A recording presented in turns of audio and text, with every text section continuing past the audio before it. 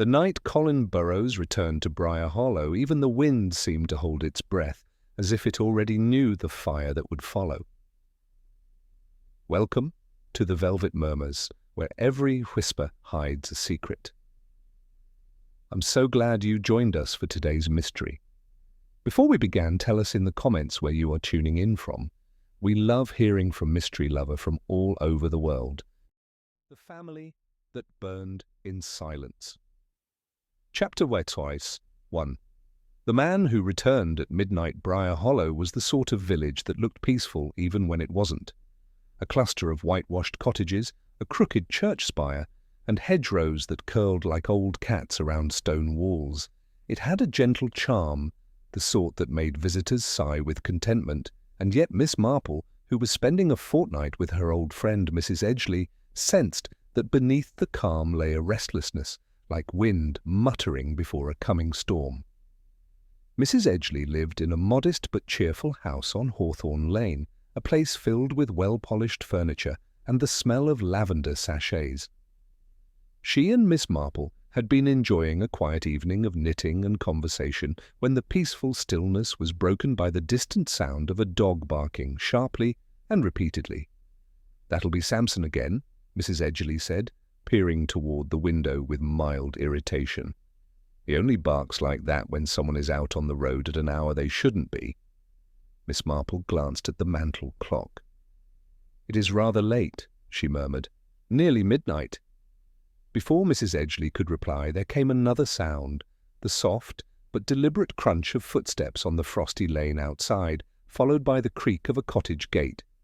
Miss Marple's eyes lifted. "Someone returning home unexpectedly, perhaps?" "I shouldn't wonder," Mrs. Edgeley said, but her tone carried unease. "I do hope it isn't trouble. One hears such dreadful stories these days." Miss Marple smiled gently. "One always hears dreadful stories, dear, but very often the truth is much simpler, though not always." Outside, the small village square stood bathed in moonlight.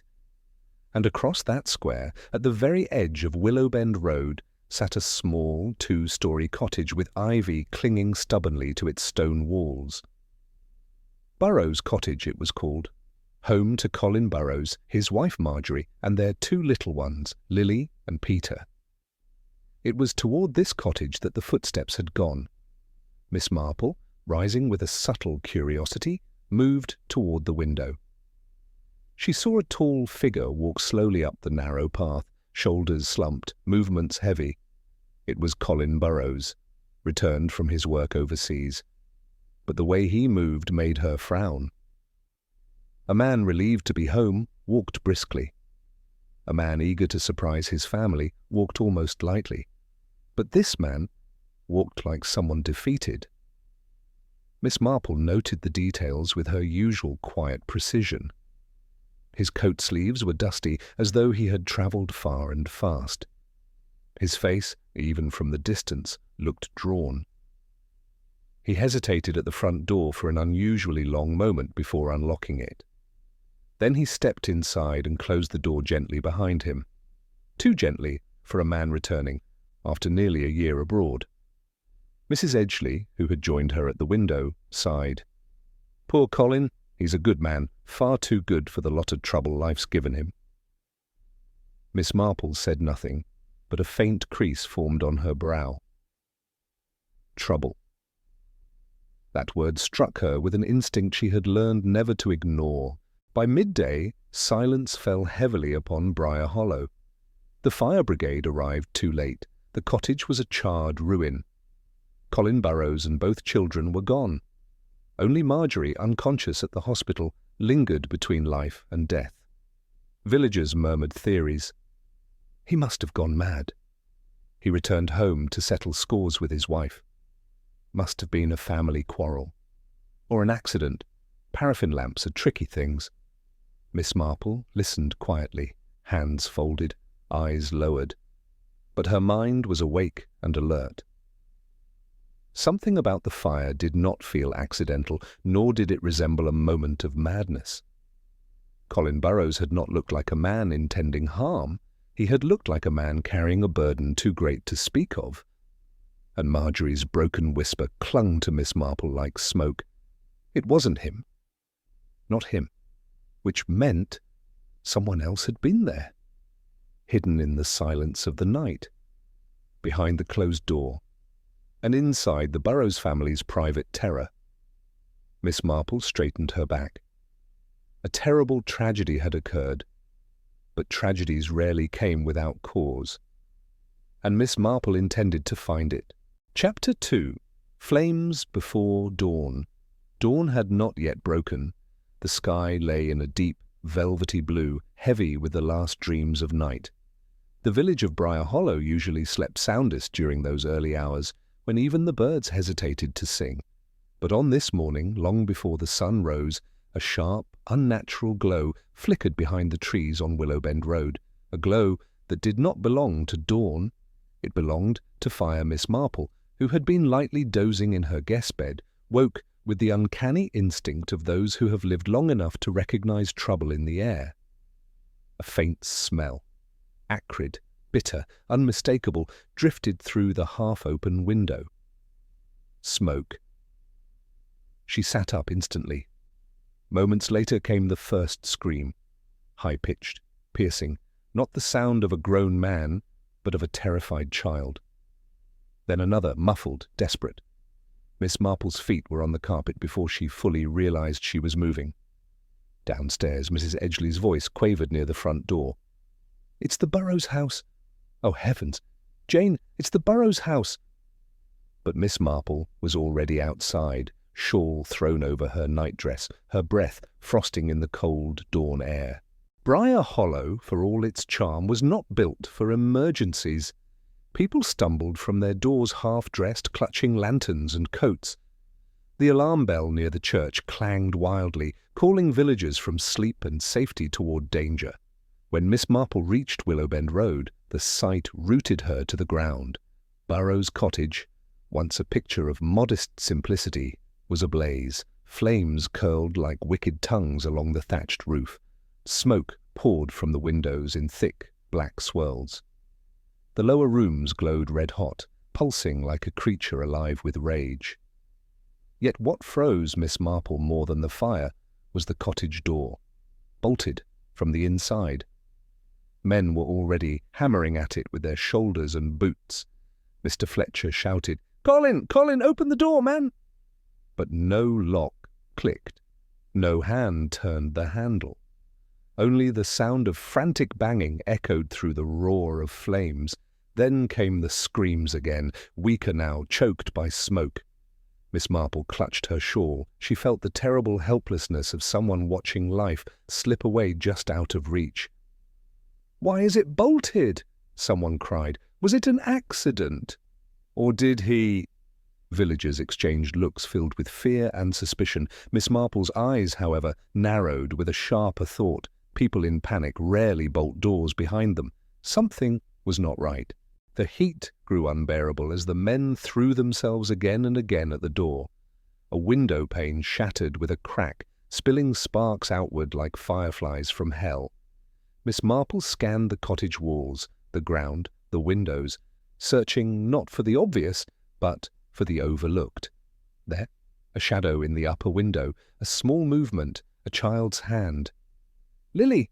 Mrs. Turner from the bakery cried, collapsing into sobs. "Oh, the poor little thing!" But the hand slipped away. At that exact moment, the door gave way with a violent crash. Flames belched outward, sending the rescuers back. 2 men ran inside, sleeves pulled over their mouths. Seconds passed like minutes. Then they emerged carrying a small, limp body wrapped in a blanket. Young Peter. His hair was singed, his little shirt blackened with soot. Behind him, another man staggered out, carrying the body of Colin Burrows. Miss Marple's heart wrenched. The children's laughter from just days before still lingered in her ears, a memory now shadowed by the smell of smoke. "Is he alive?" someone whispered. No one answered. Before despair could fully settle, another cry arose from inside the burning house. "A woman! There's a woman here!" Marjorie. Even in flames, a mother clings to hope. 2 men rushed back in, braving collapsing beams and scorching heat. When they emerged, they carried Marjorie between them, barely conscious, skin blistered, clothing destroyed. But her eyes were open, and they were filled with something that tore at Miss Marple far more deeply than the flames had torn her flesh. Fear, not fear of death, fear of someone still alive. As Marjorie was laid on the grass, Dr. Ashton knelt beside her. He tried to examine her, but she weakly pushed his hand aside. Her eyes sought Miss Marple. Though they had never spoken before, though they were practically strangers, Marjorie's trembling hand lifted, reaching for Miss Marple's sleeve. Miss Marple knelt, bending close so that only she could hear the faintest trembling words.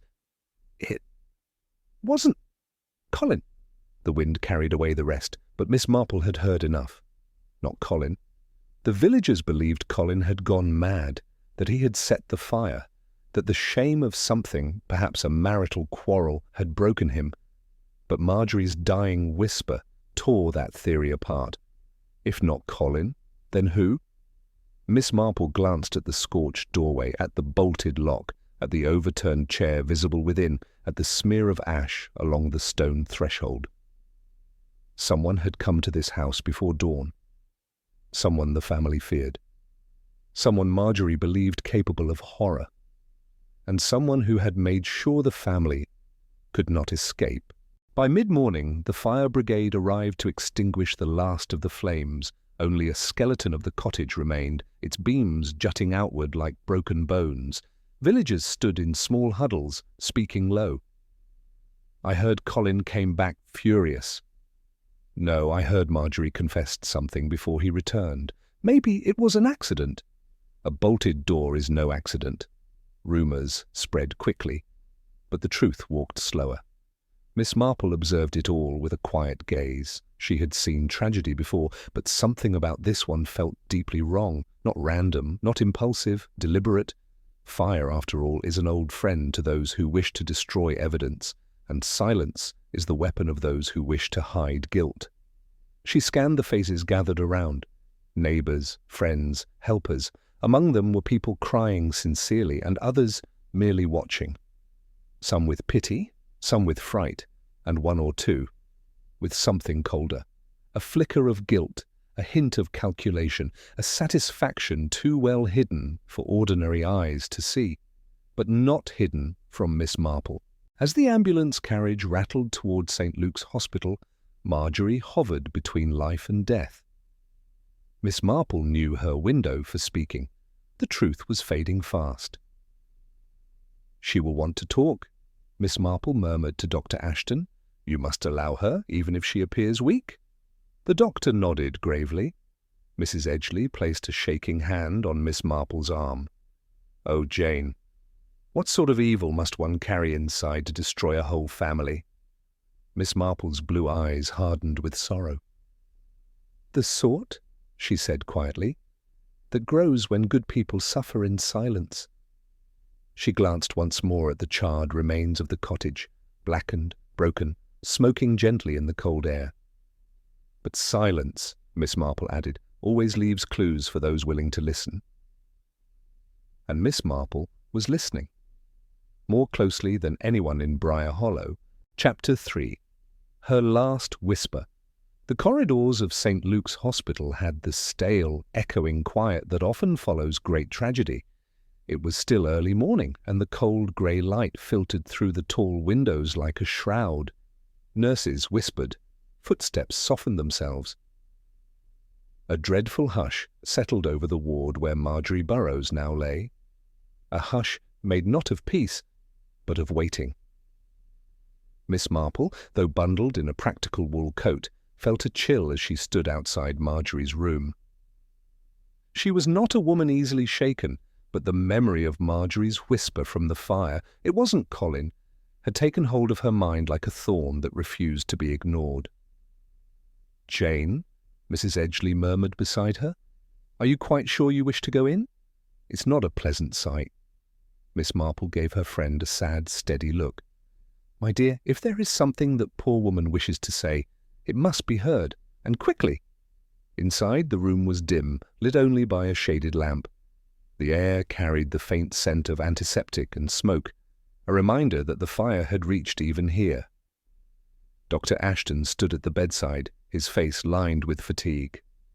"She's conscious," he whispered. "Weak, but able to speak. You may stay. She asked for the lady with the white shawl." That, Miss Marple realized, was herself. She moved closer. Marjorie lay propped up by pillows, her skin pale under the bandages. Her breathing was shallow, but her eyes were alive with a desperate urgency. They flickered toward Miss Marple, softening for the briefest moment. "You heard me," she rasped. "Yes," Miss Marple replied gently, taking her hand. "And I am here to listen, my dear." Marjorie's fingers tightened faintly as though afraid time would slip through them like smoke. "It wasn't Colin," she whispered again, stronger this time. "He didn't do it. You must believe me." Miss Marple nodded. "I do believe you.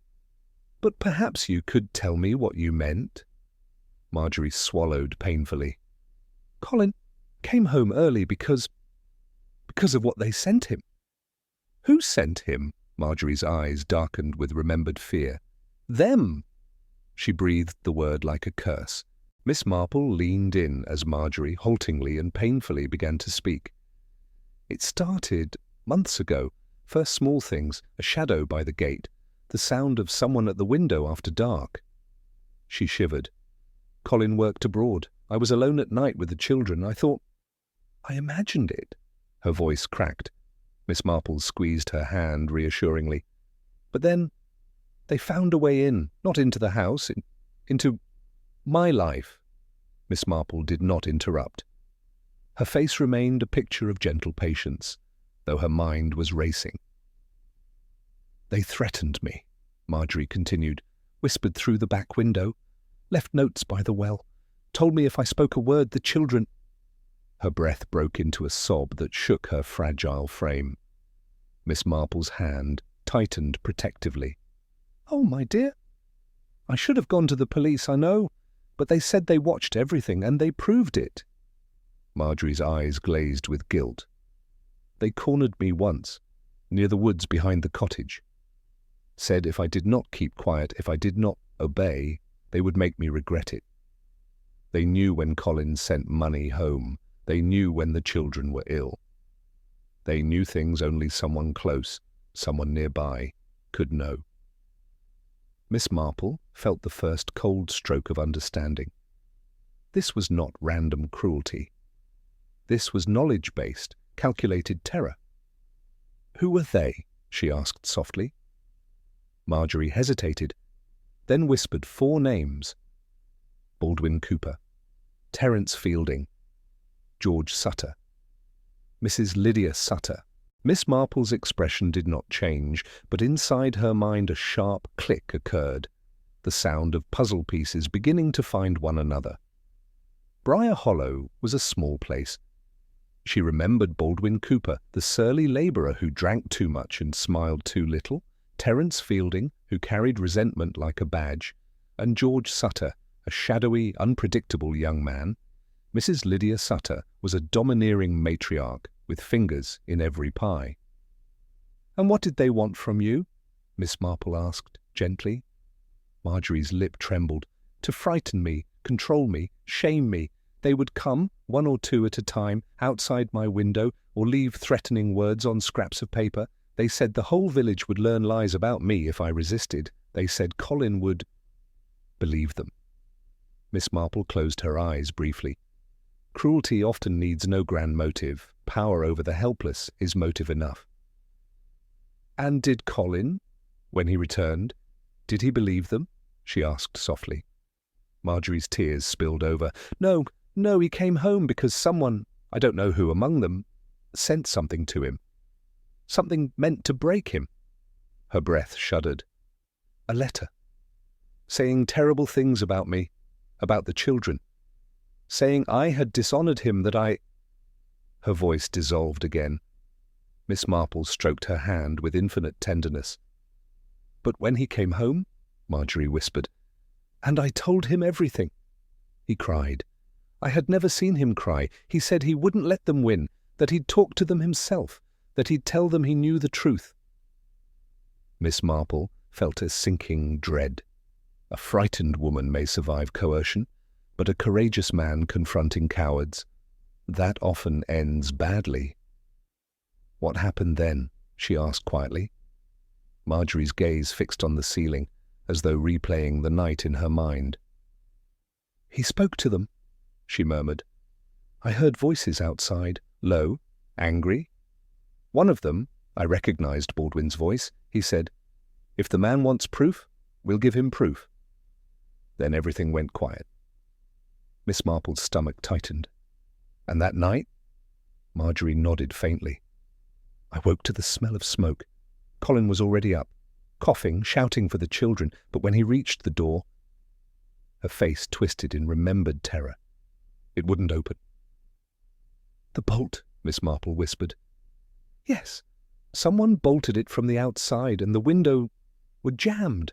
Miss Marple's heartbeat quickened.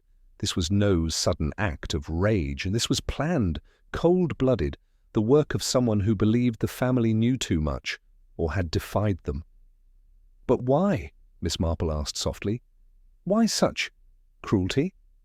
Marjorie's answer came like a ghost of a breath. "Because someone wanted us gone, all of us, and the others, they were afraid of him too." Him.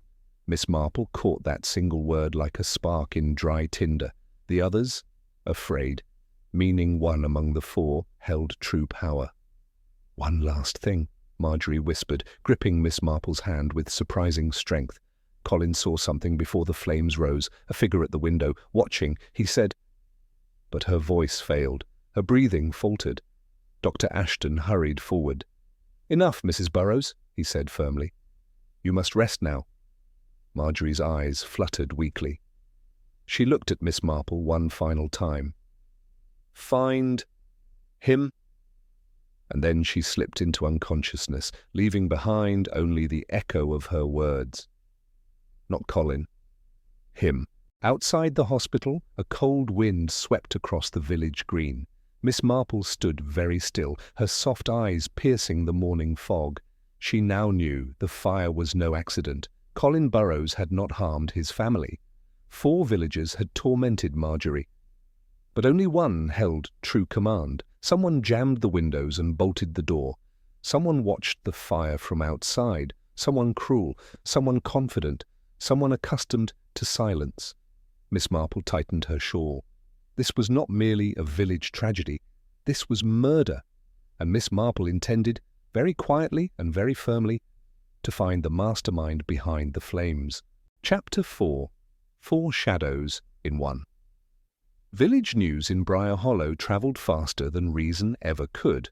By midday, everyone knew the essence of what had happened. A fire at Burrows' cottage, 3 dead, 1 fighting for life, and whispers, unfair but inevitable, that Colin Burrows had lost his mind. But by evening, the news had changed shape. Marjorie Burrows had spoken before slipping into unconsciousness, and she had named names. The village that had once shared gossip over garden fences now fell into tight, frightened clusters, the baker whispering to the milkman, the postmaster murmuring with the vicar, mothers hurrying their children indoors whenever certain figures walked the street. Baldwin Cooper, Terence Fielding, George Sutter, and Mrs. Lydia Sutter. They were no longer merely villagers, they had become shadows, and in Briar Hollow shadows lengthened quickly. Sergeant Wilton arrived just after sunset, a solid, dependable man with a straightforward manner. Miss Marple found him cordial, but rather too ready to believe the simplest explanation. "A tragic event, Miss Marple," he said, removing his cap. "But we must proceed according to evidence. We've already taken 2 into custody." "Which 2?" Miss Marple asked mildly. "Baldwin Cooper and George Sutter, both fetched from their homes without trouble." He sighed heavily. "Terence Fielding and Mrs. Sutter have vanished. Seems they left their lodgings in a hurry." "Guilt makes people run," Mrs. Edgley said. Miss Marple shook her head, her needles clicking serenely. "Or fear makes them run, dear." Sergeant Wilton gave her a puzzled look. "Fear?" Miss Marple's smile was thin but kind. People rarely commit wicked acts alone, Sergeant, but they very easily panic alone. The sergeant blinked at this, then nodded, and thanked her politely before leaving. Mrs. Edgley sighed as the door closed. "I don't know how you do it, Jane. You always sound as if you've seen it all." Miss Marple poured herself a small cup of tea. "Human nature, my dear. It repeats itself more faithfully than any nursery rhyme." Miss Marple decided to walk home by way of the village green. Evening had laid a dusky violet shawl over Briar Hollow. Lamps flickered in windows and chimneys puffed thin, nervous curls of smoke. At the far edge of the green stood an old oak tree. Beneath it, two villagers whispered urgently. They didn't notice Miss Marple at first. She moved slowly, gently, one of the advantages of appearing like a harmless elderly woman. "I tell you, Baldwin's a brute," said Mr. Turner, the grocer. "Always had a temper. If anyone was causing trouble at the Burrows place, it'd be him." "That may be," replied Mrs. Linton, "but I've always said George Sutter is not right in the head. Too quiet, too watchful." Miss Marple stepped closer, clearing her throat. Both jumped. "Oh, Miss Marple, we didn't see you." "What a coincidence," Miss Marple said kindly. "I was just passing." Mrs. Linton lowered her voice. "You know about the fire?" "Yes," Miss Marple replied softly. "A terrible tragedy." "And now the police say Marjorie named people?" Mr. Turner whispered. "Imagine such wickedness in our own village." Miss Marple watched their faces carefully. Fear, curiosity, and a certain hunger. Villagers often wanted an enemy more than they wanted truth. "My dears," she said gently, "you must remember that frightened people sometimes name those they fear most, not necessarily those most to blame." Mr. Turner frowned. "You think Marjorie was confused?" "No," Miss Marple said quietly. "I think she was terrified, and terror clouds the order of things." They looked at her blankly, but she did not explain further. Some truths needed time to ripen. She continued down the lane. When Miss Marple returned home, Sergeant Wilton was waiting for her on the porch. "I wondered," he said awkwardly, "if you'd walk with me to the station. Baldwin Cooper is demanding to speak to someone he trusts. The only name he's given is yours." Miss Marple blinked. "Mine? But I've scarcely spoken to the man twice in my life." "That's exactly why," Wilton muttered. "He says you're the only one who doesn't want to hang him before hearing his side." Miss Marple sighed. "Very well."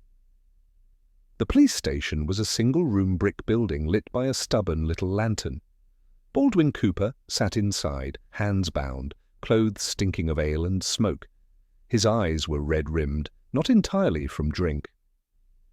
When Miss Marple entered, he straightened, pride flaring even in defeat. "You wanted to speak to me?" she asked gently. "Aye," Baldwin muttered, "because they're trying to pin all this on me, and I swear on my mother's grave I had nothing to do with burning that house." "I never said you did."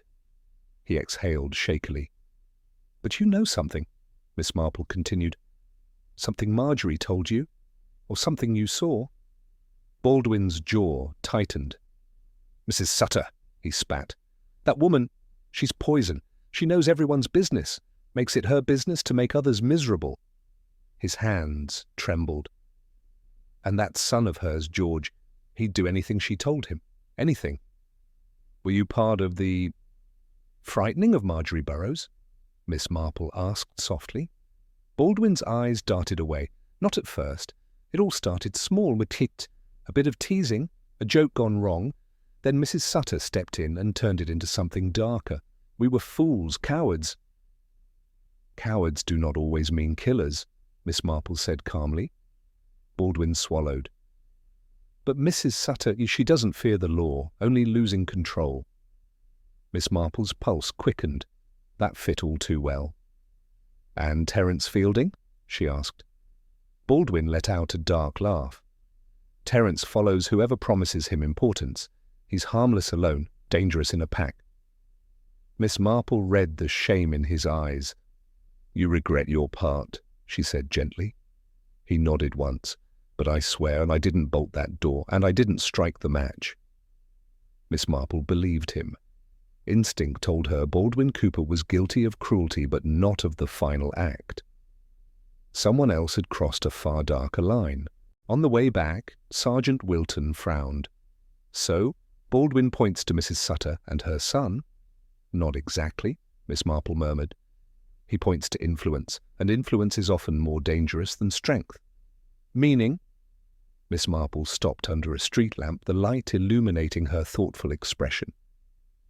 "Mrs. Sutter enjoys power," she said. "George depends on it. Baldwin obeyed it. Terence resented it." Wilton blinked. "And that helps us how?" Miss Marple smiled faintly. "My dear Sergeant, it tells us who had reason to terrify the family and who had reason to silence them." Wilton rubbed his temples. "And the two who've vanished? Terence and Mrs. Sutter. What of them?" Miss Marple continued walking. "People do not flee unless they fear something more than arrest," she said softly. "Which means the true culprit is among those who disappeared, or the one who made the others disappear." The sergeant stopped cold. "You think?" Miss Marple nodded gently. "Yes. One of our four shadows is far darker and far more calculating than the others." As Miss Marple returned to Mrs. Edgeley's house, the wind rustled through the hedges with a sound almost like whispering. Somewhere in Briar Hollow a dog barked, the same uneasy bark from the night Colin returned. Something was stirring, something frightened, something watching. Miss Marple paused on the threshold, her hand on the door. She now knew that the fire was not a moment of rage. It was a message, a terrible, final warning meant to silence a family forever. But one whisper had survived, and Miss Marple would follow that whisper through every shadow Briar Hollow had to offer. Chapter 5. What the Children Left Behind. The next morning dawned pale and hesitant, as if even the sun was uncertain whether it should shine over Briar Hollow after such tragedy. Miss Marple rarely slept deeply in troubled times, and she rose early, slipping into her sensible shoes with a determined calm that belied the sharp focus in her eyes. Mrs. Edgeley fussed with the teapot. "You really ought to rest, Jane. This business is far too ghastly for you to run about." "My dear," Miss Marple replied, gently fastening her shawl. "When children are involved, truly involved, one must not allow ghastliness to be an excuse for inaction." Mrs. Edgeley sighed, but knew better than to argue. Miss Marple's reason, once fixed, was as unshakable as the old oak by the churchyard. The charred remains of Burrows' cottage still smouldered faintly when Miss Marple arrived. The fire brigade had left, but the air smelled of damp ash and sorrow. A thin rope had been tied around the perimeter to discourage onlookers, but Sergeant Wilton, recognizing Miss Marple's purposeful stride, let her through without protest. "Be careful, Miss Marple," he warned. "The floor's unstable in places." Miss Marple nodded, her sharp eyes already scanning the blackened beams, the melted remnants of furniture, and the ashen debris that once formed a family home. "What are you hoping to find?" Wilton asked, though not unkindly. "Something small," Miss Marple murmured. "Something easily overlooked." Wilton blinked. "Overlooked?" Miss Marple smiled softly. "People assume children leave nothing meaningful. In truth, they often leave everything." Inside what had once been the children's room, the walls were blackened, the ceiling half collapsed. The little beds were nothing but metal frames twisted by heat. Yet, among the destruction, something pale caught Miss Marple's eye beneath a fallen beam. She knelt slowly. A scrap of paper, burnt at the edges but not fully consumed. She lifted it gently with her handkerchief. It was a drawing, childish, uneven, yet unmistakably expressive. Two stick-figure children stood beside a house. A third figure hovered near them, drawn larger, with sharp lines radiating from it like jagged rays. Fear rays. And above the figure, in Lily's shaky handwriting, "The man who watches." Miss Marple's lips tightened. "Sergeant," she said quietly. These children were frightened long before the fire. Wilton grimaced. We knew about the threats Miss Marjorie mentioned, but this is something else. Yes, Miss Marple murmured. Children draw what they cannot say. Miss Marple moved next to the rear window frame, or what remained of it. Something had bothered her since the night of the fire. Marjorie's mention of jammed windows. She leaned close. There, along the wood, were faint parallel grooves, shallow but deliberate. Marks made by metal scraped forcibly against wood. "Wilton," she called softly, "look." He crouched beside her. "What on earth?" "These are pry marks," Miss Marple said, "made by someone using a tool, someone outside the cottage." Wilton swallowed. "Which means—" "Yes," Miss Marple said. "The window did not jam accidentally. Someone wedged it shut." Wilton stood, rubbing his temple. "So it was premeditated, the fire, the trapped family?" Miss Marple nodded. "But here is the important bit, Sergeant. These marks were not made in haste. See how even they are? This was done earlier, perhaps hours earlier, maybe days." Wilton stared. "But why?" Miss Marple's eyes darkened. To ensure no one could escape when the moment came, Miss Marple then stepped into the main room, or what remained of it. The hearthstone was cracked, furniture reduced to charcoal bones, yet near the centre of the room lay a burnt corner of the family's old floral rug, its edges curled inward. Miss Marple delicately lifted the charred fabric. Beneath it lay a small wooden object, blackened but unbroken. A wooden rattle, Peter's favourite, the one he took everywhere, except to bed. Miss Marple held it gently, her eyes thoughtful. "A child's rattle?" Wilton asked, perplexed. Miss Marple turned it over. The back panel had been removed and replaced crookedly.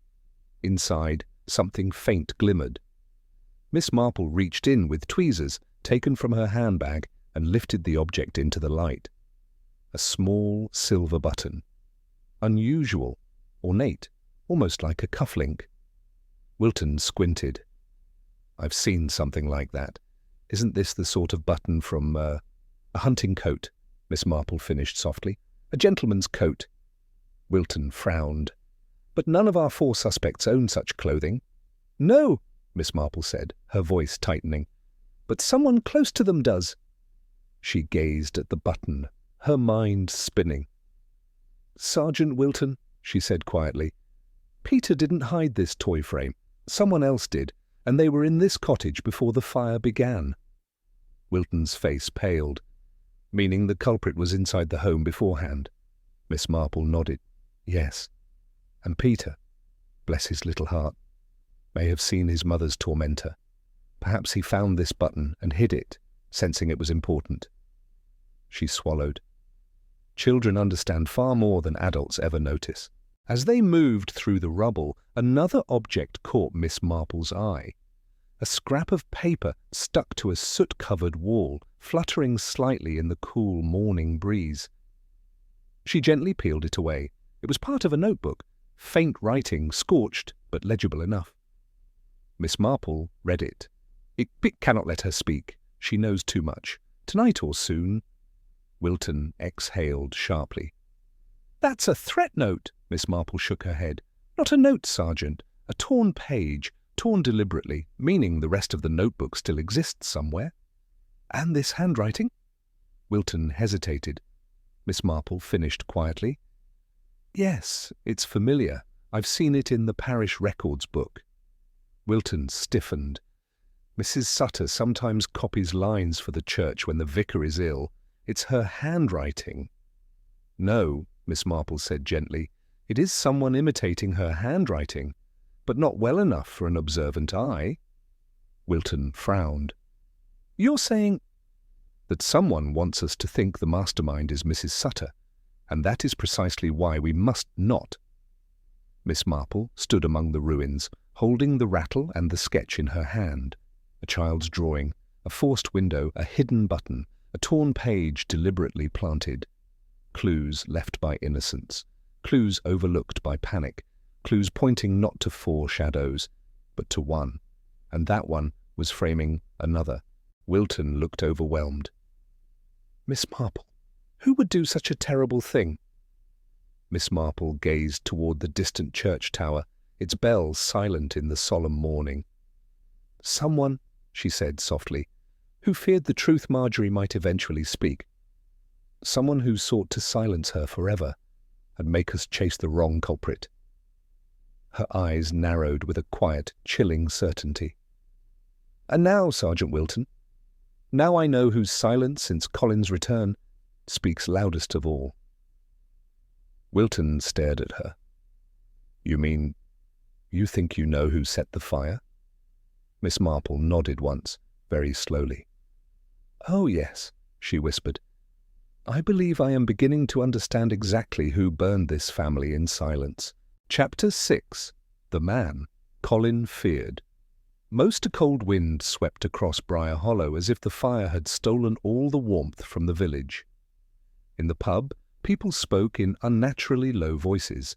At the bakery, whispers travelled faster than the smell of bread. Even the birds seemed quieter. Everyone felt it. The presence of something dark still moving among them. Miss Marple felt it too. She sat in Mrs. Edgley's parlour, her knitting untouched in her lap, her eyes sharper than any detective's magnifying glass. She held one thought more firmly than her teacup. One man, not four, orchestrated the torment of Marjorie Burrows, and Colin knew exactly who that man was. Now she only had to prove it. Miss Marple decided to make a few innocent calls around the village. She often said, truthfully, that nothing in the world revealed a criminal faster than a village trying to hide one. Her first stop was the post office, where Mrs. Reeves, the postmistress, spotted her immediately. "Oh, Miss Marple," she whispered, leaning across the counter as though the walls themselves were listening. "Awful, isn't it? Terrible what happened to that poor family." "Quite terrible," Miss Marple agreed softly. "Tell me, my dear, had you noticed anything unusual before the fire?"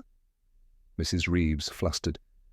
"Well, now that you mention it, Colin Burrows received a letter about 2 weeks ago. Came from overseas, I remember because he hadn't come home yet, but the envelope, it was peculiar."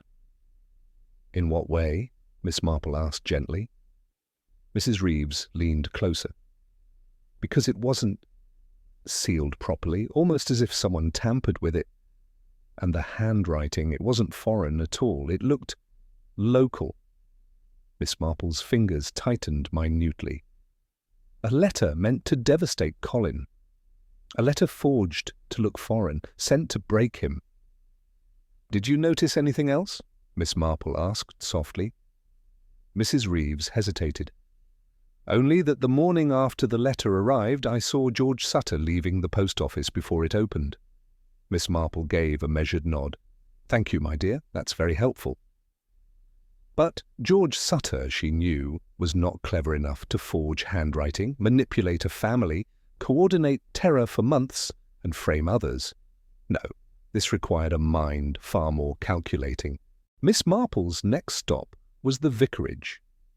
The Reverend Pritchard answered the door with deep lines of exhaustion etched across his kind face. "Oh, Miss Marple," he sighed, "I feared you would be paying a visit. This tragedy has shaken the parish quite dreadfully."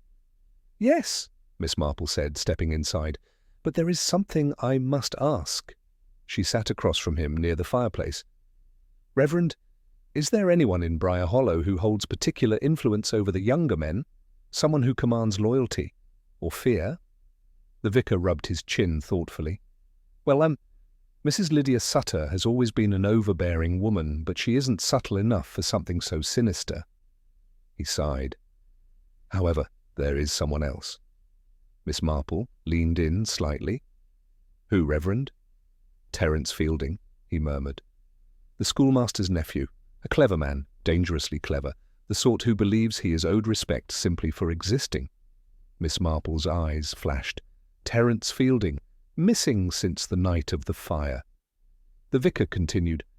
"He has ambitions far greater than this small village, and when others fail to recognize those ambitions, he becomes resentful, deeply resentful." "Yes," Miss Marple said quietly. "I had suspected as much." The vicar frowned. "Do you believe he was involved in Marjorie's suffering?" Miss Marple folded her hands. "I believe," she said gently, "that the man who orchestrated this cruelty is one who enjoyed watching power bend others to his will. And that requires intelligence, not brute force." The vicar swallowed. "Terence," he whispered, "has always been very skilled at manipulating people." Miss Marple stood, her eyes soft but resolute. "Then it is time to speak with someone who knew Colin best." Old Mr. Grayson, the church sexton, was sweeping fallen leaves near the graveyard when Miss Marple approached. He straightened, his weathered face sombre. "Sad business, miss," he muttered. "Never seen the village so frightened." "Yes," Miss Marple replied. "Tell me, Mr. Grayson, did you ever notice anything unusual at the Burrows home?" Grayson hesitated, then sighed. "I suppose it doesn't matter now, but yes, I saw someone lurking near their back hedge more than once." "Who?" Miss Marple asked gently. The sexton looked over both shoulders before answering in a trembling whisper. "Terence Fielding." Miss Marple's breath stilled. Grayson continued. "Twice I saw him there. Once late in the evening and once in the early morning before sunrise, and each time he stood very still, too still, like he was listening, studying, planning." "And did he see you?" Miss Marple asked. "Never," Grayson said. "And I never spoke of it. Didn't want trouble." "Yes," Miss Marple murmured. "That is how evil grows, in silence." As Miss Marple walked back toward Hawthorne Lane, her heart grew heavier, but her mind grew sharper. Terence Fielding, educated, articulate, admired by some, feared quietly by many, was the missing piece, not just involved, but orchestrating everything: the threats, the anxiety, the manipulation of the other three, the forged letter, the pressure on Marjorie, the timed trapping of the family, the bolted door, the final monstrous silence. It all fit. But she needed one more confirmation, something to tie Terence directly to the night of the fire. She didn't have to wait long. Near sunset, as Miss Marple returned to Mrs. Edgley's cottage, a trembling young woman approached her, Mabel Sutter, George's cousin. "Miss Marple," she whispered, eyes wide with fear. "Please, I need to tell someone. I can't sleep knowing what I know." Miss Marple guided her to a bench beneath the elm tree. "Tell me, dear," she said softly. Mabel wrung her hands. "The night of the fire, I saw someone outside the Burrows house, someone no one has mentioned." Miss Marple's eyes didn't widen. They didn't need to. She already knew the name. "Who, child?" Mabel swallowed hard. "Terence Fielding. He was carrying something, a bottle, and he looked excited, like someone who's finally doing what he always wanted to do." Miss Marple's voice was calm, almost tender.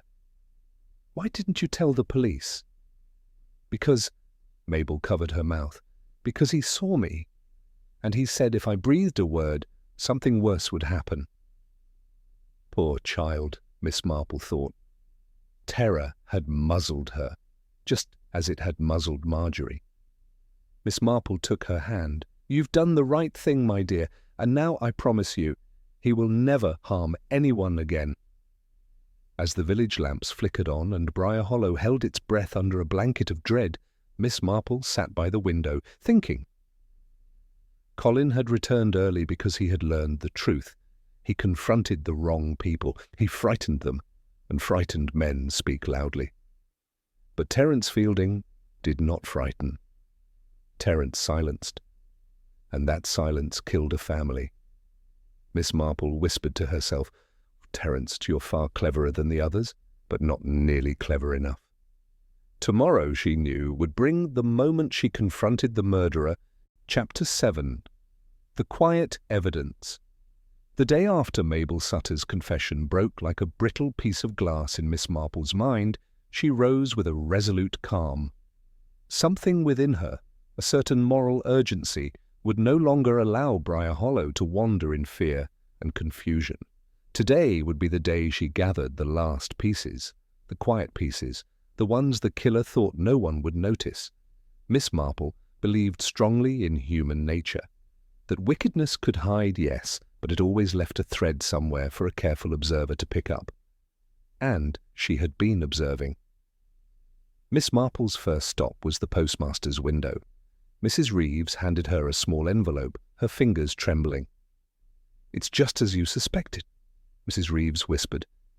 "This letter was never meant to be sent at all." The letter was addressed to Colin Burrows and bore a foreign stamp, but the seal had been glued unevenly. Miss Marple slid a knitting needle gently under the flap. Inside was a folded paper. Harsh black ink scrawled in an unfamiliar, angry hand. "Your wife is not what you think. Return home at once if you want the truth." Miss Marple held it to the light. A faint impression showed through the paper, the pressure pattern left by a previous page. She angled it. The faint reverse writing spelled a name. T. Fielding. Her mouth thinned. Terence had written something on the sheet above this letter, and the imprint had transferred onto it. He never expected anyone to examine it so carefully. But Miss Marple always examined the overlooked. At the station, Baldwin sat slumped over a table, exhausted from hours of fear. When he saw Miss Marple, his posture straightened.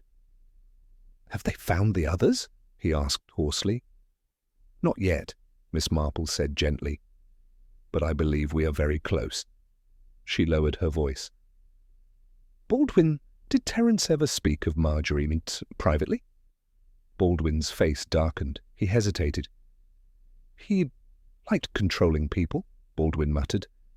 "Especially women, but Marjorie, she refused to be cowed. That made him furious. He blamed her for making him look weak." Miss Marple nodded slowly. "And did he ever speak of Colin?" Baldwin swallowed. He hated Colin, said Colin acted superior because he worked abroad and sent money home. Said someday he'd teach Colin a lesson. Miss Marple's eyes softened. "And the others? George and Mrs. Sutter?" "Terence used them," Baldwin said with shame. "Told George he'd make him important. Told Mrs. Sutter that Marjorie insulted her. Lies, all lies." Miss Marple touched Baldwin's shoulder. "Thank you, my dear. You may have been part of something cruel, but you were never the architect." Baldwin looked down, tears gathering. "You think Terence did it, don't you?" Miss Marple did not answer at once. Instead, she said quietly, "I think Terence believes himself cleverer than everyone else, but cleverness used for cruelty always leads to the same end, the truth." Miss Marple next visited the vicar, who had retrieved a small, half-burned notebook from the sacristy. He handed it to her with shaking hands. "This was hidden behind the hymnals," he breathed. "Someone tried to destroy it." Miss Marple opened it slowly. The torn page she had found at the cottage had come from this notebook. That missing portion now completed the sentence. "Cannot let her speak. She knows too much. Tonight or soon, I must take care of it myself. Others are unreliable. T. Fielding." The vicar covered his face. "Oh, Miss Marple, I baptized that boy. I taught him scripture. How could he fall so far?" Miss Marple closed the notebook gently. "When ambition meets resentment, my dear Reverend, morality is often the first casualty." Sergeant Wilton joined Miss Marple at the ruins of the Burrows cottage later that afternoon. "Got something to show you?" he said. "We searched Terence's lodgings." He unwrapped a cloth bundle. Inside lay a small pry tool, its metal edges scraped, bearing soot at the tips. Miss Marple smiled quietly. "Ah, and does it match the marks on the window frame?" Wilton nodded grimly. "Perfectly." "And Mrs. Sutter?" Wilton shook his head. "Still hiding, but we found a note at her home. She's terrified. Says someone threatened her into helping." Miss Marple nodded. Fear is a powerful leash. "And Terence?" Wilton asked. Miss Marple looked toward the woods. "He will not run far," she murmured. "Men like Terence love the drama of their own villainy. He will linger nearby to watch." At St. Luke's Hospital, the hallways were dim, nurses moving like pale ghosts. Miss Marple found Dr. Ashton reviewing Marjorie's chart. "How is she?" Miss Marple asked. The doctor exhaled heavily. "Not well. She drifts in and out. But earlier today, she said something odd." Miss Marple's eyes sharpened. "What did she say?" Dr. Ashton whispered. "She said he watched Colin leave the house. He was waiting for him to come home." Miss Marple felt a deep chill. Terence Fielding had been present when Colin left for work abroad months earlier. He watched, he waited, he prepared. This was not a spur-of-the-moment act. This was obsession, years of resentment crystallized into a single night. Before leaving, Miss Marple returned to the children's belongings. Amid the ashes, she noticed something she had missed before. A tiny metal whistle half-melted. But on its side was an engraving. T.F. Terence Fielding had tutored the children occasionally. The whistle was his. A gift. Or a threat. One that had somehow ended in the children's room the night of the fire. Miss Marple closed her eyes for a long moment. "The children knew," she whispered. "They knew who frightened their mother, and they tried to hide clues for someone to understand." Her heart ached, but she would not fail them. That evening, as the lamps flickered across the village, Miss Marple gathered Sergeant Wilton and the Reverend Pritchard in Mrs. Edgeley's parlour. "Gentlemen," she said quietly, "I believe the time has come to reveal the truth." "We arrest Terence now?" Wilton asked. "No," Miss Marple said firmly. "He must not be approached in a back alley like a common thief. His ego would never accept that. He must be confronted in a room filled with people, where his lies collapse under the weight of truth." The vicar swallowed. "Where shall we hold this confrontation?" Miss Marple stood, her eyes steady. "In the parish hall, tomorrow at noon." "Who do we gather?" Wilton asked. "Everyone," Miss Marple said softly. "The accused, the frightened, the innocent, and the guilty." Then she added, in a voice that sent a shiver through both men, "And do ensure Terence receives an invitation. He will come. Pride brings murderers to their own downfall more reliably than any policeman." That night, Miss Marple lay awake longer than usual, watching the moon's glow spill across the quilts. She thought of the children, of Marjorie's broken whisper, of Colin's despair, of the shadows that had cloaked this village for far too long, and she whispered softly into the darkness, "Tomorrow the silence ends." Chapter 8. The Family That Burned in Silence. The parish hall of Briar Hollow had never held such a strange gathering. At noon, its tall arched windows allowed pale winter light to spill across the wooden floor, illuminating faces tight with worry, dread, curiosity, and guilt. Mrs. Edgeley sat in the front row, trembling with her handkerchief. Baldwin Cooper, escorted by Sergeant Wilton, looked hollow-eyed but alert. George Sutter sat stiffly beside him, shoulders hunched in shame. Mrs. Lydia Sutter wrung her hands, pale as chalk. Villagers whispered in little huddles, waiting, and beside the doorway, leaning casually against the wall as though he owned the room, stood Terence Fielding, neatly dressed, calm, a faint smile on his lips. He had come, exactly as Miss Marple knew he would. Miss Marple herself sat at a small table near the front, her knitting bag at her feet, her white shawl neatly folded. She looked like an elderly woman ready to give a church speech, not someone about to expose a murderer. But the room knew something was coming, something heavy. Terence's eyes flickered toward Miss Marple with mild amusement. "So, Miss Marple," he said softly enough that only she heard, "you've called us here to unravel the mystery? Very theatrical." Miss Marple smiled at him, kindly, almost pityingly. "Yes, dear, theatrics can be useful, especially when dealing with someone who's always performing." Terence's smile faltered. Sergeant Wilton cleared his throat. "Ladies and gentlemen, Miss Marple has requested this gathering. She believes she can explain the tragedy at Burrows' cottage." Miss Marple stood. "My friends," she began, her voice gentle as morning light, "this village has suffered a terrible loss, Colin, Marjorie, and their little ones were trapped and consumed by a fire that was no accident. Gasps moved through the crowd. And yet, Miss Marple continued, their suffering began long before that dreadful night.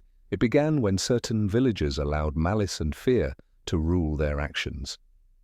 Her eyes swept to Baldwin George and Mrs. Sutter.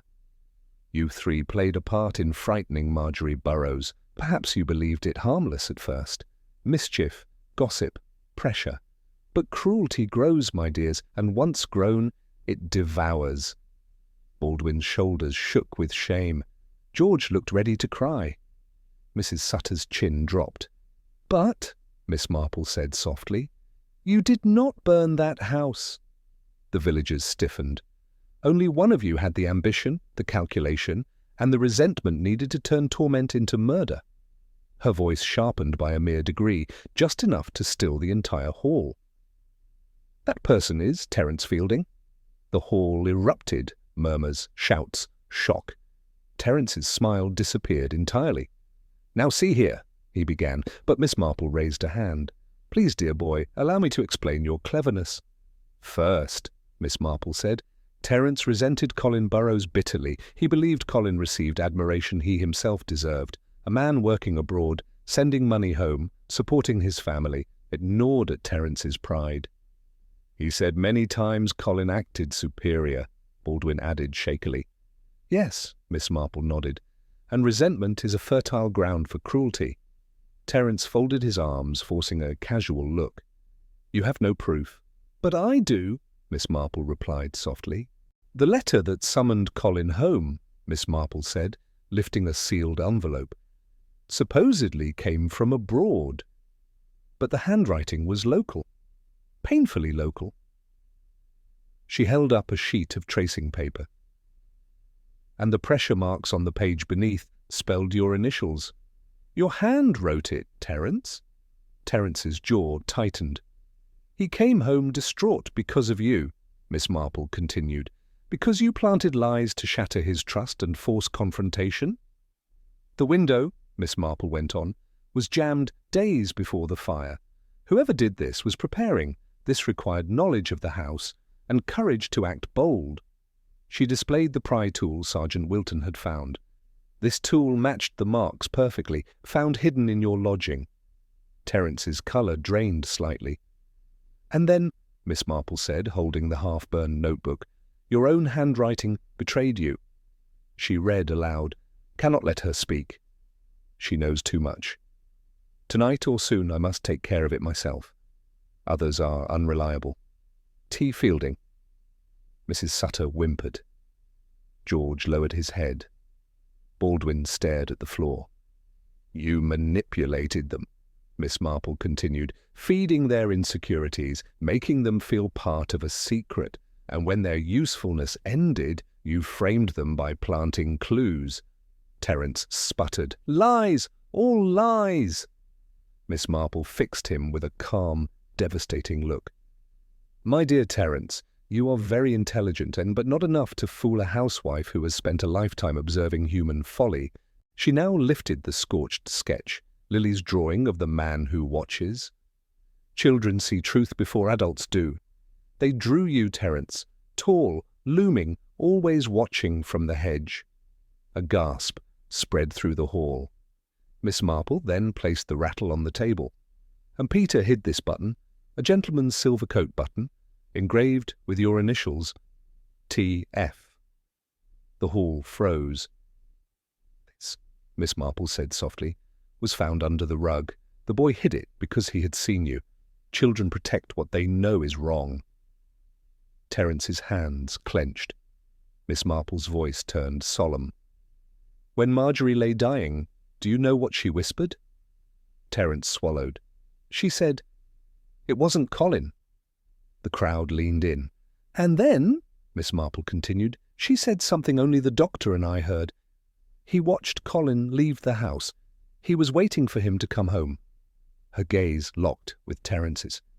You watched Colin leave for abroad months ago, and you waited for him to return because you needed despair, not confrontation, to drive your final act.